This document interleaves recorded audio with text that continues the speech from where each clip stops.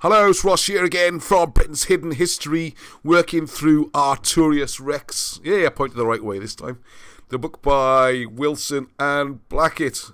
Absolutely stunning book, as I said. When I reviewed the book, I didn't say just how amazing this book I think it is.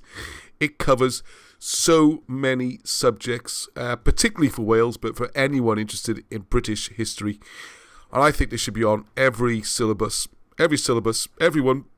Every child should read it at school, and I wish every adult would read it as well. It covers some hugely important subject areas and changes the whole way you look at history, which is probably why it's not on any syllabuses.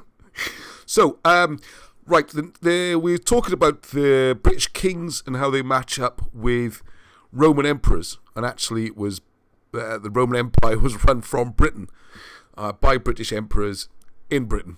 Okay, so I'm going to jump ahead in the book only a few pages because the big criticism has come up, or the big comment, if you like, with the feedback, which has been fantastic. So thank you all those people watching. Thanks to Arnie sneaking in the side of the picture there, like I can't see him. And all those people responding. A lot of people keep saying, what if the Romans didn't invade? How do you explain this pot or this thing that says Second Augustus Legion on the wall, or this Roman town, or that Roman town? How can you explain all that? There's obviously here, we've got physical evidence. One person said, how much evidence would it take before you actually would be convinced the Romans were here? Well, so I pull this bit a bit forward, because this explains that how misleading that evidence can be, and that's kind of the whole point of all of this. All right? So what I'm going to try and do is put this up, which is from page 22 in the book, and then we'll go through this and then we'll jump back, because I do want to talk about some of the British kings that fought against the Romans and from what's called the Apostolic period, because they are so important, because Western Christianity started in Britain, not Rome of course, where they were still persecuting and killing Christians for hundreds of years yet. It started back in Britain, and you can see those earlier kings and how they promoted Christianity, and how they actually the purges and things that happened in Rome, what was it, persecutions, that's the word I was looking for, didn't happen in Britain, partly because not partly, almost entirely because they had British Christian kings. So another example of where you can see Britain is independent to Rome, because those persecutions and mass deaths happened in Rome, did not happen in Britain. Alright, so what we're looking at here, and I read directly from the book. Oops, I can't keep doing that. What we're looking at, so I've jumped forwards slightly, moving my notes. There's a great typo in the book here. I love it. I wish I had it copy edited. Anyway, these kings of the period roughly 150 to 300 AD are not, the word not is missing, not difficult to trace. I've spoken about this, should be not. Two of them, who are clearly traceable, are of enormous importance to the proving of the histories. They are number 3 King Godoivan. So you can see, I guess I got this big arrow now, ugly thing in it, but you can see it. King Godoivan, and King Clare, or Clare. Clare, I think it would be actually, but there you go. Now the number you see in brackets is in the British list of kings where they fall. So Maichon would have been the 44th king. Don't know where the 45th has gone. I assume that'd be Gorug. Anyway, 46, 47. You see it jumps around a bit. 48, 49, 50, back up to 51, 52. 53. So you have to be a little bit careful. It's not directly father-son. This ap means following. So, for example, Arthfael Hen, who's not the famous King Arthur, by the way. Arthfael Hen, ap, he would have followed Einydd, ap, Gordoivan. Ap, sorry. See how complicated it is? Einydd, probably be ap Rhin, who would then be ap Gordoivan. Very important, right? The most important ones to look for on this list are number 3, which I did pencil in and rubbed it off. Number 10, okay? But we'll just quickly go through these. So it's only a short one today, I think. Right. So it says here, number 3, King Godoivan and King Crier, who are the most important on the list, okay? But we are going to run through most of the others. We're going to start with King Marchion here. And he was known as the Thumb Soldier. And he's not because he's a little Tom Thumb or anything like that. That he was so tough, he could punch you with his thumb, you know? So it's so anyway, he resisted the oppression of the Christians. So he's still in that era. We're at 150, okay? It's not the starting of Christianity. Not Quranic and all that kind of stuff. Anyway, which coincides with the laws of persecution of both Druids and Christians coming out of Rome around 170 AD. So in Rome, persecuting Christians, Britain, they're not. They're promoting them and protecting them. Very important to note this. There's different things happening, okay?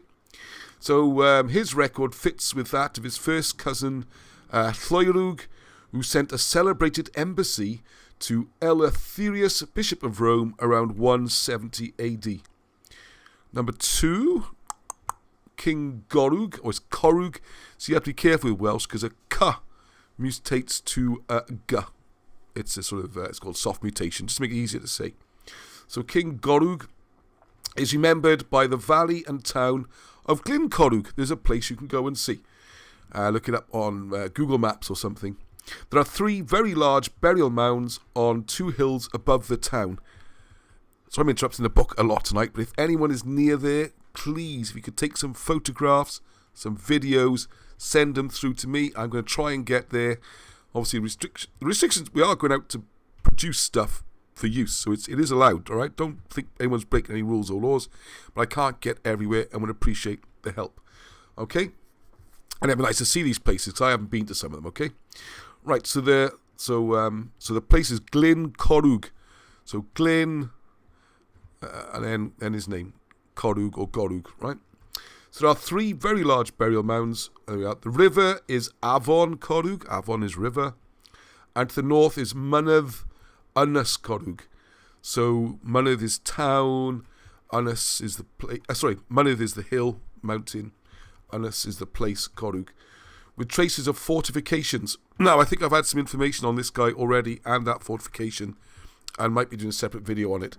Whilst west is the Mynydd Corrwg Fechan. So the whole area, what he's pointing out, this whole area is named in honour of this guy, in name, because I'm going to stop again just slightly.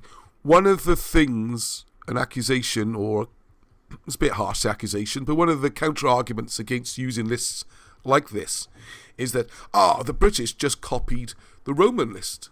The Roman is wonderfully accurate record of all these kings. The British, having no history of theirs at all, just copy the Roman records across to pretend that they had their own dynasty. Well, this starts to fall apart because you can see all the place names named after them. And as you'll see in a minute, throughout the videos, you'll see they've got stones with their names carved on them. You can see the stones where they were buried. There's churches named after them. I mean, they've lived, died, and left monuments in, mostly South Wales in this instance. So, who's copying who here, okay?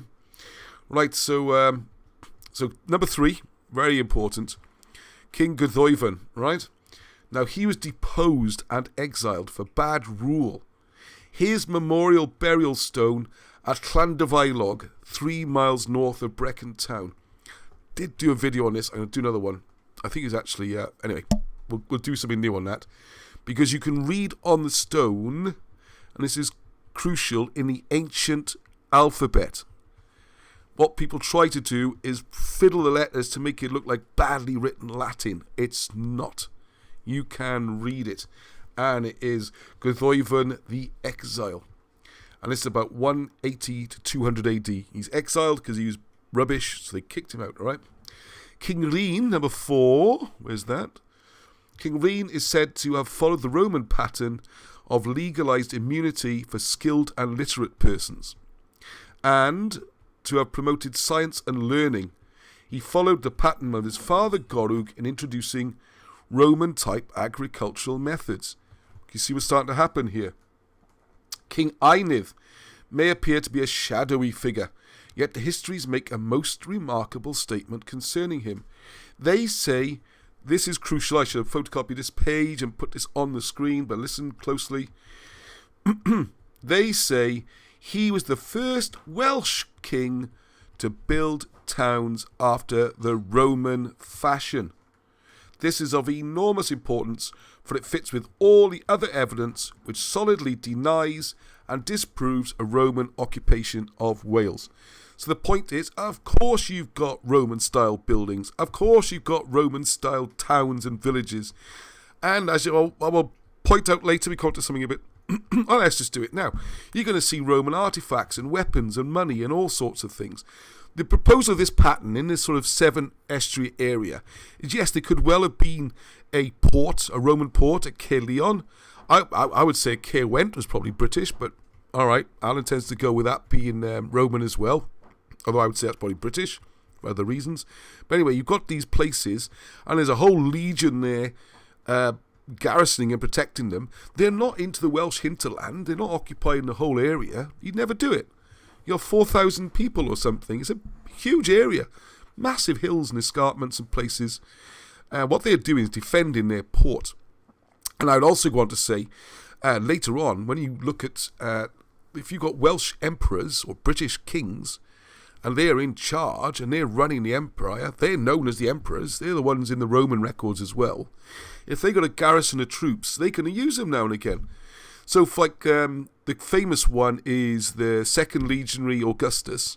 And they would say, well, it says Aug 2 or Legion 2 Aug. That's clearly the Second Augustus. Yes, absolutely. And the emperor's sitting there, and he's got a problem up in Scotland. I mean, if you think about it, if you're the hostile country or the hostile invader, you're not going to take your whole legion all the way up to Scotland, up to fight the Mons Grappius, as is supposed to have happened, because the Welsh can overrun you. No, you've got a Welsh emperor, and he's got use of that legion. He's sent it up north. If you remember my chats way back with my druid, I always call him, I could get Richard's wrong way around, Richard Evans, not Davis. Sorry, apologies. He's in Caerleon. He was saying when they did excavations there, they found the body of a Roman soldier, fairly senior rank, and he was British. They did that RNA thing on the teeth, and he's brought up in the area. He was local, he's a local Welsh boy, and he's supposed to be 1st century. So, who's to say these legions, if they're populated with Welsh troops or British troops, the commanders are British, and the emperor's British, you know, what's Roman about them? Anyway, I need to pick on, because this is taking too long. So then we got King Arthfael Hen, the Aged. He followed these peaceful policies, building many towns, villages, and churches. Again, this points to Roman remains. They call them Roman, built in Britain by British people under British control for a British ruler. The style is Roman, okay? I went to the Middle East for 5-6 years. We built things in a British style or a European style. We hadn't invaded, we were brought in and paid for our work, okay? As Sean Morgan put very well in the Facebook group the other day, they wanted the British resources. They wanted the iron and the copper and, or she said daffodils, being funny. And in return, maybe they had to build roads. They had to build walls and stuff like that. Give some expertise. Generally how it works. We want oil in the Middle East. We go there and put the buildings up, all right? So anyway, so King, number 7, King Gwrgan Vrach the Freckled, rearmed the nation, enacting that all men should carry a bow and a sword. Even back those days, bows, look, Welsh bows. Clearly the 250 to 270 AD period was moving towards chaos as the Roman Empire was overrun and destroyed before Aurelianus restored it. Number 8, I should be moving this around, shouldn't I? Marchion. King Marchion followed Gwrgan and continued the policy of town building and of support for science and learning. Number 9, King Meirig, not the other later Meirig, was a warrior king, and in his time the Irish Picts attacked Wales. The king successfully defeated them, but was assassinated at Meirig's Wood in Dyfed. Now, there's another one. It's not far from me, and I'm going to be going down there where they stop raining all the time. Get down and get some more video. We've already got some pictures. But he built a palace at Boverton in Glamorgan, where Roman remains are found. That one is really maddening, because it's well recorded he built it in the Roman style, who built it, when he built it, and there's mosaics to show it's British, everything, and it's just kind of pretend it's not there, you know. You can find it, you have to really look. And where's the archaeologists all over it? Eh? This is when you start to get suspicious, you see, sites like that. Anyway, the upheavals Number 10, where are we on now? Number 10, King Crier. The upheavals and collapses of the Roman Empire continued. That's not the Britain bit, that's the other side, right? That's the bit that's falling apart. And the collapses of the Roman Empire continued, and King Crier Carun finally declared all Britain independent of Rome in 286 AD. And this is indisputable, says Mr. Wilson and Blackett. So these records tell of Romans... These records tell... What a slip. I get hammered for that. These records tell of kings, British kings, who built towns and villages and churches in the same manner as the Romans. It doesn't make them Roman. And all those coins and goods flying back and forth. Of course they are. Britain's got everything you could possibly want to buy, and the Romans want it. So, you know. This offers the most remarkable clue to the erection and location of Roman towns and buildings in Wales. And then... I don't actually like this expression there. Anyway, the Dark Age Welsh kings, I would say it's pre-Dark Age, but anyway, the Dark Age Welsh kings were simply doing what Third World and underdeveloped nations do in this modern era. They were importing Roman technology, whereas today it tends to be Western or British technology. So there you go. I'm going to put the right screen on. Yeah, I did. So, like I said, this book is fantastic. There's still a few copies of the first edition left. I don't know if this will ever get reprinted. You've got quite a few copies left. I'm not trying to panic people, but they will go at some point. Anyway, so if you'd like to help me, Wilson and Blackett, and keep the Britain's Hidden History thing going, there's a Patreon page. You can just £3 a month would help. Like 10p a video or something usually. Just to help us keep going, because there's no government support for this. There's no financing. There's no grants. You know, we sell books and have to try and live on that. And you know, Wilson and Blackett need some support in their old age, and we share the money with them. So it's not a lot. Keeps us going, just about. And if you can share, if you want to buy a book, we have with the money, at least share the video. Click like so more people see it on the search engines. And subscribe. What I have to do, Arnie? Smash that notification bell. My children say I have to say this every time, okay? So, all the details of the website are below in the description. Thanks for watching. Until the next time, Heddwch.